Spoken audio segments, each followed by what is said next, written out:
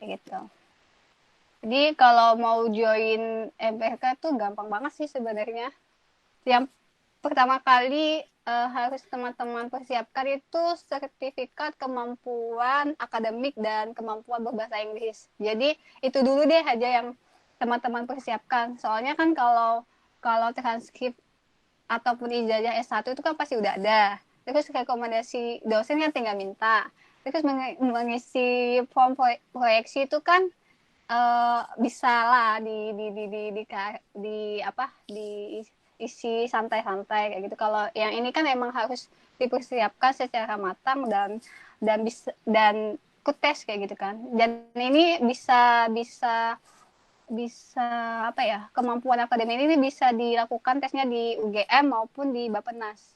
Jadi bisa dua yang diterima oleh UGM. Jadi sertifikat kemampuan akademik UGM ataupun Bappenas. Kedua yang sertifikat kemampuan bahasa Inggris itu bisa dilakukan di UGM juga, bisa menggunakan IELTS lebih bagus lagi. Itu. Jadi itu sih yang diperlukan untuk mendaftar ke MPK UGM. Gampang kan? Nah, selanjutnya ketika saya udah lulus di Magister Perdamaian dan Resolusi Konflik, saya melanjutkan pendidikan dan pelatihan mediator bersertifikat. Alasannya kemarin saya milih ini simple sih, karena ingin menjalankan fungsi bina damai. Ya, itu salah satunya melalui peran mediator. Nah, kalau ingin menjadi mediator kan harus ada sertifikat. Nah, sertifikat ini tuh didapatkan ketika kita sudah melakukan pelatihan dan dinyatakan lulus oleh badan yang emang atau dinyatakan lulus oleh MA ataupun badan yang ditunjuk langsung oleh MA untuk menyelenggarakan pendidikan dan pelatihan ini kayak gitu. Jadi itu sih alasan saya mengapa saya kemudian mengikuti pendidikan dan pelatihan mediator ini. Ingin menjalankan fungsi peran sebagai bina damai kayak gitu. Jadi dan di pendidikan dan pelatihan mediator itu sebenarnya hampir sama sih apa yang saya pelajari sama di MPK, cuman di sini kita lebih dalam mengkaji tentang mediatornya. Kalau tadi di MPK kan kita belajar tentang konfliknya lebih dalam. Kalau di sini tentang mediatornya lebih dalam.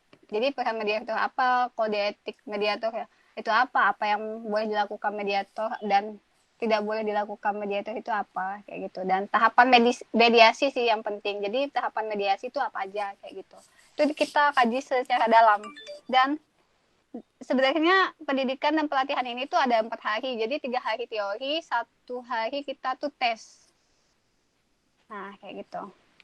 Jadi peran mediator itu membantu para pihak menghadapi situasi dan kenyataan. Ya emang. Jadi kalau konfliknya udah mulai buntu, tidak bisa diselesaikan antara dua belah pihak, maka mediator diperlukan untuk menyelesaikan kasus itu. Itu. Jadi kedua memfasilitasi kreatif problem solving. Jadi mediator itu tuh berfungsi untuk membantu para pihak yang mengalami hambatan untuk menyelesaikan konflik. Terus jadi mediator juga itu harus menciptakan rasa percaya di antara para pihak yang berkonflik. Jadi mediator harus mendapat kepercayaan lah intinya dari pihak-pihak yang berkonflik. Kalau nggak dapat kepercayaan itu nggak bisa. Gitu. Jadi kode etiknya juga udah diatur dalam Perma nomor 1 tahun 2016 bab 3 pasal 15.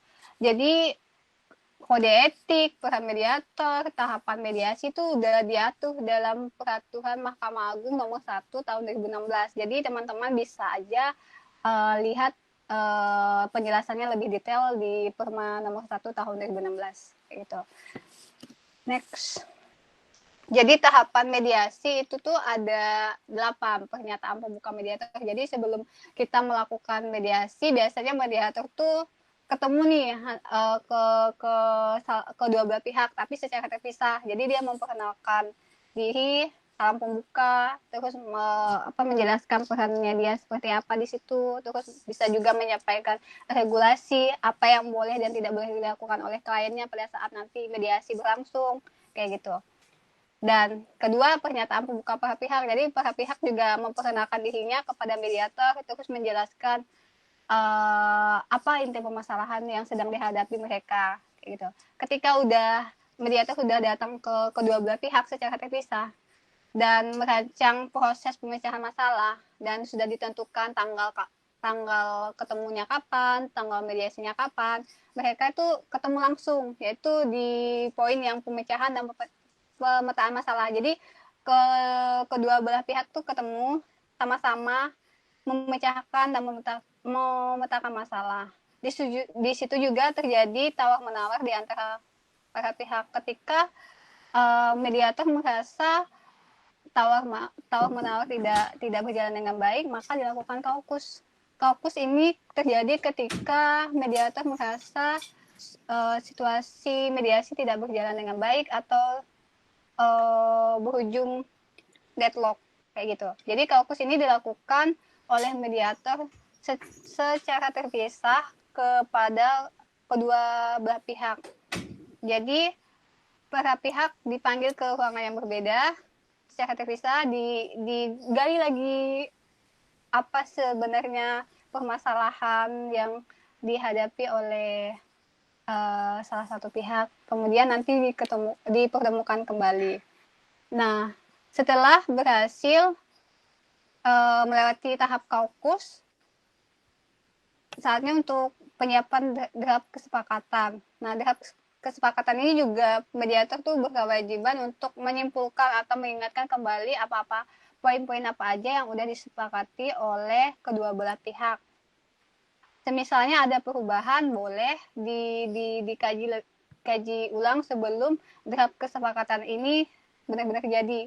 Jadi draft kesepakatan ini disebut kesepakatan perdamaian. Jadi emang wewenang dari mediator ketika kita sudah mendapatkan sertifikasi yaitu bisa membuat kesepakatan perdamaian.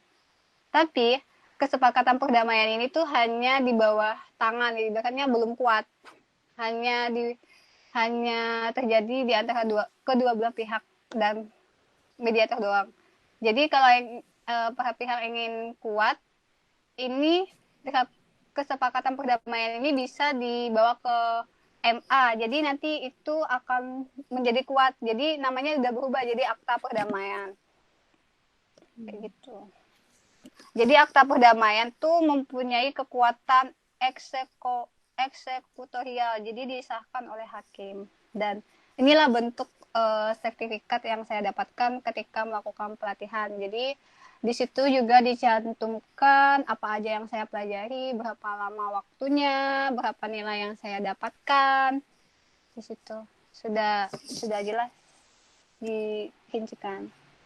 Mungkin itu yang dapat saya sampaikan, kurang lebihnya saya mohon maaf. Iya, oke. Teman-teman itu yang bisa di capture oleh Mbak Uwing sendiri, lebih banyak membahas terkait dengan mediator untuk menyelesaikan konflik dan lain sebagainya. Nah, mungkin sekarang akan ada pertanyaan dari teman-teman sendiri. Kita persilahkan kalau ada pertanyaan. Mungkin kalau belum ada pertanyaan, saya ingin bertanya, Mbak. Jadi yang pertama itu adalah tadi kan Mbak Uwing kan luar biasa ya mendapatkan nilai A, kemudian sebagai mediator itu berarti sudah bersertifikat gitu ya. Nah, kemudian yang pertama adalah apa sih Mbak peran mediator yang setelah Mbak lulus, setelah mendapatkan sertifikat itu yang Mbak Uwing jalankan. Kemudian yang kedua, sebagai mediator, apakah kita harus mendaftar di sebuah institusi kayak misalnya hukum kan, kalau hukum kan kita misalnya ada sertifikasi apa ya waktu itu, sertifikasi terkait dengan pengacara misalnya kayak gitu, yang dia itu membutuhkan waktu berapa bulan untuk belajar pelatihan kayak gitu, dan kemudian nanti dia bisa kerja di notaris atau apa. Nah Advokat. kemudian, nah iya benar. Kalau dari mediator sendiri itu kerjanya seperti apa sih Mbak gitu? Apakah kita juga harus mendaftar di instansi ataukah kita bisa sendiri atau seperti apa? Sebenarnya ada dua sih Mbak. Kita bisa, itu kan mediator kan itu kan profesi sebenarnya. Jadi Hmm. kita bisa mendaftar ke pengadilan tinggi ataupun Mhm. pengadilan agama. Itu tuh di Perma nomor 1 tahun 2006 juga udah dijelaskan tata cara untuk mendaftar di pengadilan tinggi maupun pengadilan agama tuh udah dijelaskan syaratnya apa aja. Itu pertama, itu keuntungan kalau kita sudah mendapatkan sertifikasi. Kedua, kita juga bisa mendirikan kayak kalau advokat kan apa sih namanya advokat gitu kan. Kalau ini Iya ya, kayak advokat. kantor mediator apa gitu bisa. Ah. Cuman di Indonesia kayaknya belum ada yang mendirikan itu padahal yang saya tahu ketika saya mengikuti pelatihan kemarin tuh udah banyak banget lulusan yang mereka hasilkan gitu. Ada berapa ratus Hmm. mediator gitu, tapi yang saya dengar untuk mendirikan secara mandiri tuh belum Belum deh. ada ya. Sempat Hmm. ada satu kalau nggak salah itu, tapi Hmm. kayaknya berhenti di tengah jalan, saya juga nggak tahu kenapa. Oh, jadi berarti peluang-peluang pekerjaannya masih minim ya, atau gimana? Iya mas, dibilang minim juga enggak, tapi kalau kita inisiatif ya bisa aja sih mbak kayak Iya, gitu. iya, iya.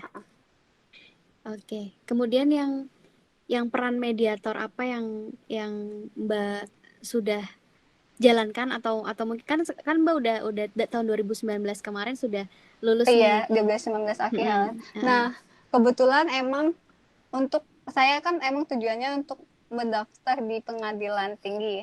Itu Mm-mm. udah saya lakukan, cuman emang proses untuk mendapatkan kayak sertifikat, bukan sertifikat sih, persetujuan untuk menjadi mediator non hakim di pengadilan itu nggak semudah yang didapatkan ya, karena kita Mm. juga bersaing sama hakim, karena hakim juga ternyata bisa menjadi mediator. Jadi sampai saat ini saya belum Oh, mendapatkan persetujuan untuk menjadi mediator non hakim, tapi saya tidak berhenti di situ sih, tetap mau melakukan lagi usaha-usaha untuk menjadi mediator non hakim kayak gitu.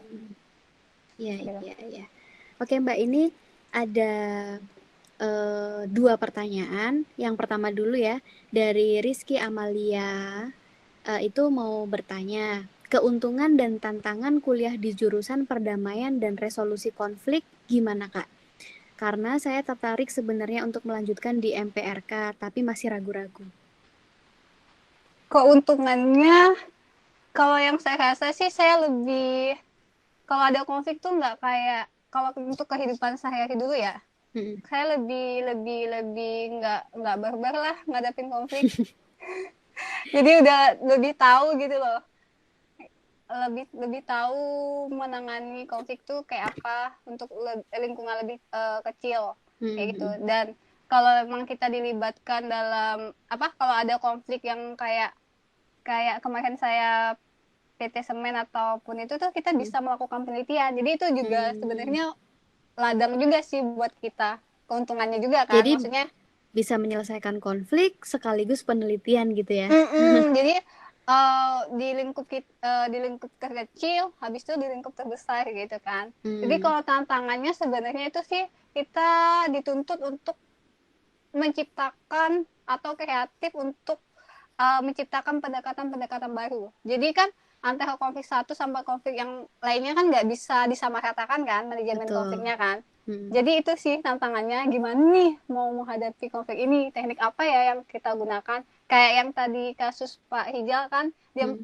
mau lepaskan 10 WNI dengan pendekatan pendidikan dan beasiswa. Itu kan maksudnya Hmm. di luar dugaan kan pendekatan itu yang digunakan. Nah, itu sih tantangannya untuk menciptakan kreativitas kita, menciptakan pendekatan baru kayak gitu. Ah, oke, oke. Begitu ya, Mbak Rizky Amalia, semoga terjawab. Kemudian ada pertanyaan lagi yang kedua. Terima kasih dan apresiasi sebesar-besarnya kepada panitia dan narasumber. Pertanyaannya adalah, jenis dan eskalasi konflik yang dinamis di Indonesia menjadi kebutuhan akan praktisi perdamaian yang sangat dibutuhkan. Contoh proses sustainable peace di Aceh. Bagaimana cara memproyeksikan keilmuan terkait damai dan resolusi konflik dengan tantangan yang cukup tinggi di lapangan? Gitu. Iya sih. Gimana, Mbak? Ya sebenarnya ini menjadi tantangan kami juga sih selaku alumni yang pernah mengecap ilmu konflik ya. Sebenarnya dulu kami emang ada proyek tuh ke lapangan karena dikarenakan Pak Rijal uh, meninggalkan kami terlebih dahulu, jadi kami tidak sempat menjalankan proyek itu. Jadi tapi kalau dilihat bagaimana memproyeksikan keilmuan terkait damai dan resolusi konflik, ya bisa aja kita turun ke lapangan terus mengaplikasikan, ya mulai dari penelitian juga boleh. Jadi ngobrol sama orang di sekitar, terus melakukan penelitian, dikaji ulang apa yang udah kita pelajari diaplikasikan dengan apa kejadian di masyarakat tuh juga bisa Mbak, kayak gitu. Buka-buka lagi bukunya kayak gitu.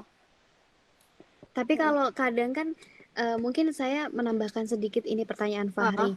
Kadang kan teori dan juga apa praktek itu kan berbeda gitu Mbak. Nah, gimana sih cara menanggapinya misalnya kayak yang dicontohkan di sini contohnya proses sustainable peace di Aceh. Nah, kadang kan apa ya yang kita pelajari teori seperti ini, tapi kalau kita mau mengaplikasikan ke lapangan agak berbeda Susah. ya, gitu. Itu gimana? Sepengalamannya Mbak Uing sendiri. Sepengalaman saya waktu itu tuh kan saya penelitiannya tentang konflik etnis Melayu dan etnis Madura. Saya pikir itu untuk mempertemukan kedua belah pihak itu adalah suatu hal yang harus. Ternyata pas saya terjun ke lapangan dan ketemu kedua belah pihak, ternyata kedua belah pihak tuh bukan tidak menginginkan itu terjadi, tapi bukan dalam waktu yang saat ini juga. Dalam artian kita ingin ketemu, tapi nanti biarkan proses waktu yang mengalir, sama mungkin dengan kasus ini. Jadi kita nggak bisa memaksakan apa kehendak kita di lapangan, tapi kita harus mengenali kebutuhan mereka apa, karakter mereka pada saat itu apa. Jadi kita tuh emang nggak bisa memaksakan teori yang kita pelajarin sama keadaan di lapangan. Jadi kita emang dituntut kreatif lagi. Mana tahu dengan kreativitas kita itu kita temukan di lapangan yang tidak sesuai dengan teori itu menimbulkan pendekatan baru Mbak. Ketika saya melakukan penelitian juga saya menemukan pendekatan baru, yaitu kayak biarkanlah mengalir seperti air. Jadi pendekatan itulah yang saya gunakan pada saat saya penelitian waktu itu. Jadi perdamaian antara etnis Melayu dan Madura itu biarkanlah mengalir seperti air. Jadi dalam tanda kutip tidak ada kata paksaan. Tapi di dalamnya tetap diusahakan perdamaian, salah satunya dengan pendidikan multikultural di kalangan anak pemuda. Itu kan berarti kan menumbuhkan kan untuk generasi selanjutnya. Jadi bukan berarti kita tidak melakukan apa-apa dengan pendekatan biarkan mengalir seperti air, itu bukan berarti kita tidak melakukan apa-apa, tapi di dalamnya itu udah ada sesuatu hal yang kita lakukan kayak gitu. Tetap ada proses manajemen resolusi gitu. Konfliknya. Jadi teori sebenarnya terkadang emang kayak sedikit memaksakan kan ya. Itu kadang juga nggak cocok sama di lapangan. Jadi mungkin kreativitas kita lah yang dituntut untuk gimana caranya teori sama keadaan sekarang itu bisa bersinergi gitu, tanpa adanya pemaksaan kayak gitu. Baik,